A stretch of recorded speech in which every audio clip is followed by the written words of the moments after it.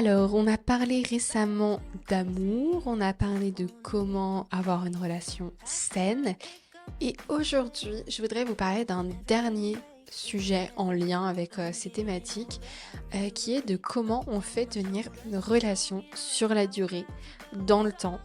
Parce que je sais que c'est pas évident pour tout le monde, et moi, ça fait longtemps que je suis avec mon amoureux, ça va faire 6 ans. Donc, euh, donc je pense que j'ai quelques clés, quelques conseils que je peux vous donner.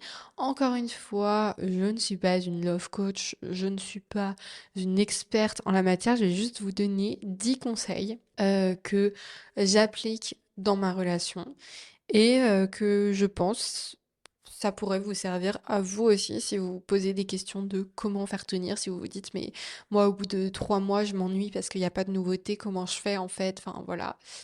Je précise toutefois que chacun fait bien ce qu'il ou elle veut, que les relations longues c'est pas forcément un objectif pour tout le monde et voilà chacun son avis sur la question. Il y a des personnes qui préfèrent ne pas se mettre en couple, des personnes qui préfèrent enchaîner plusieurs petites relations. Enfin voilà, chacun fait comme il ou elle veut. Mais en tout cas, si le sujet de rester en couple longtemps vous questionne, parce que c'est vrai que c'est quand même un sujet particulier et que c'est pas forcément facile, que ça demande beaucoup de travail, voilà, ça fonctionne pas forcément tout seul tout le temps, un couple, bah du coup je me dis que ça pourrait peut-être vous intéresser. Voilà, je crois que je vous ai pas dit bonjour, donc bonjour au fait, j'espère que vous allez bien. Et je vous propose sans plus attendre de nous lancer dans ce petit épisode avec mes 10 conseils pour faire tenir une relation dans la durée. Donc, le premier conseil serait de parler un maximum. Je ne vais pas revenir là-dessus parce que je l'ai déjà expliqué dans l'épisode d'avant sur le sujet des relations saines. Voilà, je disais que c'était la première règle de communiquer. Bah, du coup, ça va avec. Voilà, dites quand ça va pas, dites quand ça va aussi, parce que souvent on dit quand ça va pas, mais c'est important aussi de dire quand ça va, quand on se sent bien, quand on est épanoui. Enfin, voilà, communiquer, c'est la base et c'est pas un truc à appliquer juste au début du couple pour qu'il y ait des bonnes bases et tout ça, c'est vraiment dans la durée parce qu'il faut surtout pas nourrir de rancœur envers son ou sa partenaire. Sinon après ça explose et ça fait une grosse dispute alors que à la base c'était un tout petit truc de pas grand-chose où il aurait suffi de le dire dès le départ et ça aurait pu éviter bien des problèmes. Voilà, donc premier conseil, parler. Deuxième conseil, se créer une routine rassurante. Donc, ceux-ci sont mes conseils à moi, hein. Je sais qu'il y a, il y a des gens qui détestent la routine, etc. Personnellement, j'aime la routine dans une certaine mesure. J'aime le fait d'avoir des petites habitudes avec mon copain. Et je sais que pour beaucoup de couples, c'est le cas aussi. Parce qu'en fait, c'est des petits moments qui sont là au quotidien, mais qu'on aime parce que c'est des moments où on se sent bien. Donc, la petite routine, par exemple, nous, il y a un truc qu'on fait tout le temps, c'est que le matin, moi en fait, je suis plus du matin et Maxime est plus du soir. Du coup, c'est très pratique. Donc en fait, le matin, moi, je me lève directement quand le réveil sonne et je vais préparer le petit déjeuner. Donc pendant 15 minutes, j'ai mon petit moment toute seule. Voilà, je prépare le petit déj, je vide le lave-vaisselle. Enfin voilà, je fais ma vie. Et après, je vais réveiller Maxime et j'adore aller le réveiller. Lui, il adore être réveillé parce que je vais le réveiller avec un petit plaid, je lui fais un petit bisou, je lui dis que son petit déjeuner est prêt. Enfin, voilà, c'est une petite routine qu'on a tous les matins, mais qu'on aime trop parce que du coup, bah voilà, je vais le réveiller, on se fait un câlin, enfin, et après on commence la journée du bon pied. Et puis bah du coup, le soir, c'est l'inverse, c'est moi qui vais me coucher d'abord. Et lui s'occupe de débarrasser les trucs qu'on a utilisés pour manger, les assiettes, etc. Il met tout dans le lave-vaisselle, il met le lave-vaisselle à tourner et il me rejoint. Donc voilà, un exemple de petite routine par exemple que nous on adore. Et après ça peut être d'autres trucs du genre, on a l'habitude de regarder des vidéos YouTube ensemble le soir et c'est une routine, mais nous on adore. Voilà. Donc, je sais qu'il y a des gens qui voient ça de manière très négative, la routine, mais personnellement, je trouve que c'est un truc plutôt positif parce que c'est des petits repères qu'on a dans une relation, dans une journée qui font que on sait que ça va nous faire du bien, qu'on va se sentir bien. Ou nous, typiquement aussi, quand on ne bouge pas les week-ends, On adore le dimanche midi, enfin déjà dormir toute la matinée le dimanche pour rattraper nos heures de sommeil et se faire un petit brunch le dimanche midi et ensuite l'après-midi se reposer, jouer à la Switch, regarder des petits trucs, enfin voilà, genre juste rien faire tous les deux et bah ça c'est aussi une petite routine qu'on aime mettre en place de temps en temps. Voilà. Ensuite, conseil numéro 3, essayez de nouvelles choses. Du coup, ça va un peu, heu, ça prend le contre-pied en fait de la routine parce que c'est trop bien pour moi la petite routine, c'est une base rassurante et solide qui fait qu'on se sent bien dans sa relation et sauf que si on fait que ça, on peut s'ennuyer. Du coup, moi je trouve que c'est cool d'essayer souvent de faire des nouvelles choses à 2, que ce soit une activité, que ce soit, un resto, que ce soit, j'en sais rien, un jeu vidéo, une nouvelle série, enfin bref, des trucs, un sport, enfin, il y a tellement de choses en fait que vous pouvez tester de faire ensemble.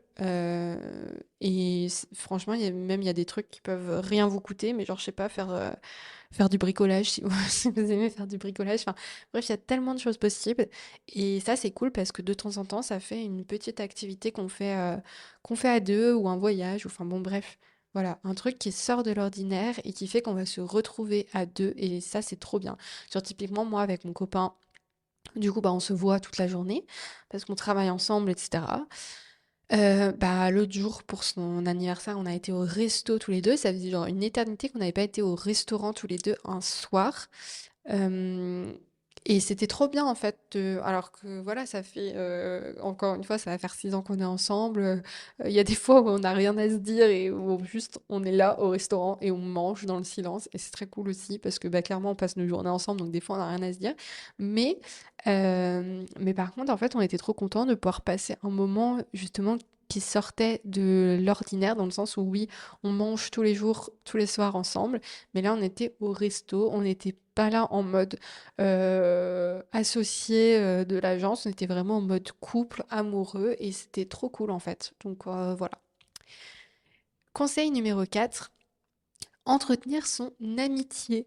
J'utilise volontairement le terme amitié parce que pour moi, dans une relation amoureuse, il y a toujours une forme d'amitié qui est très forte, dans le sens où c'est vraiment un amour pur et sincère qui est basé sur des moments de rire, de complicité, enfin voilà, des choses qu'on pourrait aussi avoir avec ses amis et qu'on a aussi avec la personne avec qui on est en couple. Donc voilà, ça peut être des choses toutes simples dans la vie, mais le fait d'entretenir avant tout le fait qu'on est là pour la personne comme un ami, parce que en fait ça c'est vraiment une base qu'il faut avoir dans son couple tout le temps, parce que je pense qu'il y a des périodes dans le couple. euh, Ou bah, peut-être qu'on va moins ressentir des papillons dans le ventre ou on va peut-être questionner sa définition de l'amour ou des choses comme ça. Enfin, franchement, c'est totalement normal quand une relation dure dans le temps parce que c'est plus l'effervescence du début. Et sauf que il y aura toujours cette base solide de la relation amoureuse qui est une relation amicale. Et du coup, dans les moments où peut-être on se sent un peu moins proche de manière amoureuse, entre gros guillemets, je dis ça, euh, et bah, faut continuer à cultiver ce côté amitié parce que c'est ça qui va aussi vous permettre de poursuivre la relation et de retourner dans un cycle un peu plus amoureux. Voilà, je sais pas si c'est très clair et si j'utilise les bons termes, mais en tout cas, moi, je l'exprimerais comme ça. Genre, il y a des moments où c'est un peu moins passionnel, mais par contre, il y a toujours ce truc qui nous lie, qui est un peu amical finalement, et qui fait que bah on continue à se donner de l'amour, à se donner de l'attention, à prendre soin l'un de l'autre, et après on va rebasculer dans un cycle un peu plus passion, séduction, voilà. C'est normal, c'est des cycles, une relation longue. Conseil numéro 5, cultiver ses différences et ses points communs. Très important, quand vous êtes en couple avec quelqu'un, vous allez sûrement avoir plein de points communs et plein de différences. Et en fait, c'est important de prendre soin de ces deux choses-là. À la fois les différences, parce que bah, ça vous permet de rester des individus, j'allais dire des individus individuels, mais bon, vous voyez ce que je veux dire, genre des personnes distinctes. Voilà, c'est ça que je voulais dire. Des personnes distinctes, donc ça c'est très important. Vous avez chacun vos passions, vos amis, vos enfin voilà et en même temps, vous avez plein de points communs, de trucs qui font que finalement, bah, vous vous entendez super bien parce que c'est un peu la base quand même. Si vous êtes avec quelqu'un qui est complètement à l'opposé de vous, c'est pas possible. Enfin, je pense pas et du coup, bah, c'est important de voilà, de cultiver les 2. Conseil numéro 6, avoir des petites attentions. Ça, enfin, ça permet justement, quand on est dans une routine qui, encore une fois, des fois, est décrite comme quelque chose de négatif, mais qui est juste normal et sain dans un couple, selon moi. Le fait d'avoir des petites attentions qui vont sortir de l'ordinaire, bah, des fois, ça fait trop plaisir, en fait. Et c'est juste le petit truc qui va justement dire, on vit notre quotidien ensemble. Du coup, bah, c'est un peu répétitif à plein de moments et c'est normal. Mais là, aujourd'hui, j'ai envie de te faire plaisir sans raison particulière, juste parce que je t'aime. Et donc, je vais t'offrir des fleurs, je vais t'offrir une plante, je vais te proposer qu'on passe un moment un peu différent ensemble, qu'on aille au cinéma, je sais pas, je vais te faire un massage, je vais aller te chercher un goûter. Enfin, il y a tellement de façons de prouver son amour. Je pense que chacun a son love language. Mais en tout cas, avoir des petites attentions de temps en temps, je pense que c'est très important et ça fait trop plaisir parce qu'en fait, on s'y attend pas. Et du coup, on se dit, waouh, c'est trop bien, il a pensé à moi, il a pensé à me faire plaisir et ça réchauffe le cœur vraiment. Et de l'autre côté, je trouve ça trop bien aussi de. Moi, j'aime bien de temps en temps lui faire une petite surprise comme ça parce que bah, je sais que ça va lui faire plaisir et je suis trop contente de lui faire plaisir, quoi, tout simplement. Conseil numéro 7, accepter les hauts et les bas. Dans une relation longue, ce n'est jamais tout le temps parfait. Jamais. C'est impossible. Il y a forcément des moments où ça va un peu moins bien, des moments où on peut se disputer, des moments où on va justement un peu moins ressentir cette petite passion au creux de nous. Et du coup, si on baisse les bras dès qu'on sent que c'est un peu moins passionnel, bah c'est pour ça que ça dure pas en fait. Je pense que c'est une des raisons pour laquelle il y a plein de gens qui n'arrivent pas à faire durer un couple. Et encore une fois, chacun fait ce qu'il veut, mais juste si c'est ce dont vous avez envie, bah c'est un peu dommage. Euh, il y a des personnes qui n'y arrivent pas parce que même si elles s'aiment, elles n'arrivent pas à comprendre que bah, dans les couples, il y a des moments où c'est cyclique et où on va peut-être être un peu moins aligné, un peu moins proche, un peu moins. Mais en fait, si on a envie de continuer, c'est des choix qu'on fait. Et je reviendrai là-dessus pour mon dernier conseil, parce que c'est très important. Cela me mène du coup à mon conseil numéro 8, qui va un petit peu avec, qui est de revoir sa définition de l'amour. Parce que vraiment, on projette une vision de l'amour qui est souvent très éloignée de la réalité. Et c'est normal parce qu'en fait, quand on pense aux comédies romantiques et tout qu'on peut voir, ou juste aux représentations de l'amour dans des séries, dans des films, etc., c'est toujours de l'amour hyper passionnel, hyper intense. Et c'est normal parce qu'en fait, on nous montre tout le temps le début d'une histoire et on montre rarement une histoire qui dure des années et des années et des années. Et donc, du coup, on va montrer que les moments qui sont très intenses et voilà, qui sont propres au début d'une relation. Sauf que la réalité, c'est qu'une relation, enfin, c'est que cette période-là, ce moment-là qui est représenté de manière omniprésente partout autour de nous, c'est un moment hyper court finalement sur la durée enfin oui, la vie d'une relation dans sa totalité. Ce moment d'effervescence, de papillons qui dévorent tout sur leur passage, etc. Bien sûr que ça arrive de les retrouver à des petits moments dans la relation et tout ça, mais c'est juste que c'est pas un état qui dure constamment pendant des dizaines et des dizaines d'années. Après, il y a peut-être des gens qui diront, mais si, moi, je ressens constamment les mêmes papillons qu'au début, mais moi, je pense que c'est ce qu'on ressent, ça évolue. Bien sûr que moi, quand je regarde mon amoureux, je ressens que je suis amoureuse de lui, alors bien sûr, mais c'est juste que c'est pas la même, je vais pas dire la même intensité parce que pour moi, au contraire, c'est plus fort qu'au début, mais par contre, c'est complètement différent parce que au début, justement, ça te prend tout le corps, tout le cœur, t'as le cœur qui palpite, etc. T'es vraiment, enfin oui, c'est le début d'une relation, quoi. Et alors qu'après, ça va plus être un état Un peu plus sur la durée et de bien-être profond et d'épanouissement profond, on va dire, et de bonheur sur la... C'est un peu, je pense, la distinction bonheur-plaisir. Vous voyez, en mode plaisir, c'est un truc qui est très fort et très ponctuel, alors que le bonheur, ça va plus être un état long. Et pour moi, c'est un peu ça, la relation amoureuse. Genre, au tout départ, tu ressens un peu ce truc de plaisir très intense quand tu vois la personne et tout ça. Et après, sur le long terme, ça va être cet état de bonheur et d'épanouissement.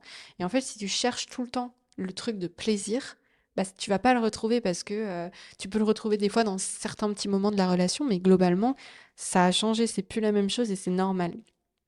Ce qui me permet aussi de vous dire que c'est normal quand on est dans une relation longue de trouver d'autres personnes attirantes, c'est tout à fait normal et humain, donc il faut pas vous flageller si vous trouvez quelqu'un beau, attirant, etc. C'est vraiment normal, c'est humain. C'est juste que bah, c'est pas forcément avec cette personne que vous avez envie de faire votre vie. Voilà, il y a une différence entre trouver quelqu'un très beau et très attirant et se dire waouh, vraiment incroyable, et avoir envie de faire sa vie avec. Vraiment, c'est complètement différent. Donc, soyez bienveillants aussi avec vous-même par rapport à ça et aussi avec votre partenaire. Enfin, après, vous n'êtes pas obligé de vous parler de vos crushs respectifs, mais en tout cas, sachez que c'est tout à fait normal. Ne vous flagellez pas si vous trouvez d'autres personnes belles, si vous rêvez même de d'autres personnes, etc. Ça ne veut pas dire que vous n'aimez pas votre partenaire et que vous avez envie de la tromper. Vraiment, rien à voir. Euh, Avant-dernier conseil, la projection. Là, je pense que c'est un conseil qui est assez personnel. Je pense qu'il y a plein de personnes à qui ça va pas parler, mais pour moi, c'est important de se projeter dans la relation avec l'autre, dans le sens où, en fait, si je veux construire quelque chose sur le long terme, c'est vraiment important pour moi de savoir si la personne, projette les mêmes idées de vie, les mêmes envies, les mêmes, projets, enfin voilà, qu'on soit alignés, parce que j'ai vraiment pas envie de commencer à construire quelque chose, à mettre énormément d'énergie, sans oser aborder des sujets hyper importants pour l'avenir et au final de me retrouver 10 ans après au pied du mur parce qu'en fait on se rend compte qu'on n'a pas du tout la même vision de la vie. Donc voilà, je sais que des fois c'est un peu tabou parce qu'il y a des gens qui disent non mais moi je vis au jour le jour, j'ai pas envie de me projeter, ça me met de la pression, etc. En vrai si ça vous convient tant mieux, mais moi je sais que je suis pas du tout d'accord avec ça dans ma vie perso parce que bah justement en fait typiquement le sujet des enfants. Je sais que c'est un sujet qui est compliqué et qui est tabou pour certaines personnes et qui se disent non mais moi il est hors de question que je parle de ça rapidement avec mon partenaire, ça me fait peur, ça va le faire fuir, etc. Mais en fait, c'est hyper important parce qu'il y a des gens pour qui avoir des enfants, c'est un truc vraiment un projet de vie et il y en a d'autres pour qui n'ont vraiment pas du tout envie. Sauf que si vous vous mettez en couple avec quelqu'un que vraiment c'est l'amour de votre vie, que vous êtes tellement heureux, épanouis ensemble et que, admettons, à 30-35 ans, vous vous rendez compte qu'il y en a un qui veut absolument des enfants et l'autre pas du tout, bah ça va pas être possible en fait parce que c'est un projet de vie qui est complètement différent et vous allez pas pouvoir faire des concessions là-dessus. Genre vraiment, si toi tu veux un enfant du plus profond de ton être et que la personne ne veut pas, bah, genre ni l'un ni l'autre ne peut soit se forcer à ne pas en avoir ou se forcer à en avoir. Enfin, c'est horrible dans les deux cas quand c'est vraiment un désir ou un non-désir qui est très fort. Donc voilà, pour moi c'est important sur certains points justement d'être aligné avec la personne et d'aborder ces points-là et de se dire ok bah moi j'ai la même vision que toi sur ce sujet-là et des fois on n'a pas la même vision mais on sait qu'il y a des compromis. Donc voilà, pour moi, important de se projeter. C'est ce qui tient aussi un couple dans la durée, parce qu'il n'y a plus forcément l'excitation du début, mais par contre, on rêve à l'avenir ensemble, et ça, c'est quelque chose de très positif, je trouve. Et enfin, mon dernier conseil pour terminer cet épisode, ce serait de faire le choix de s'aimer chaque jour.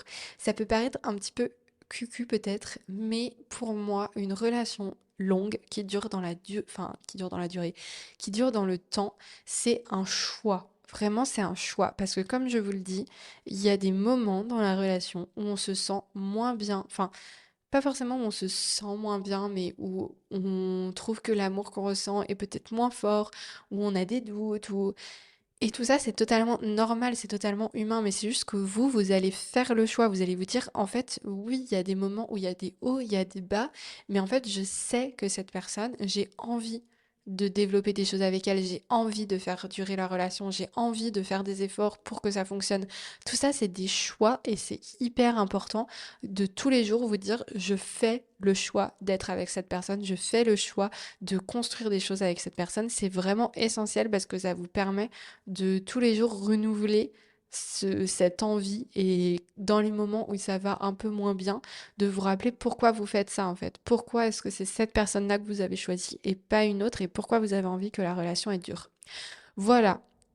Donc ce sont 10 conseils qui vraiment valent ce qu'ils valent, mais en tout cas moi c'est ce que j'applique dans ma relation et je trouve que ça fonctionne plutôt assez bien. Et, euh, et voilà.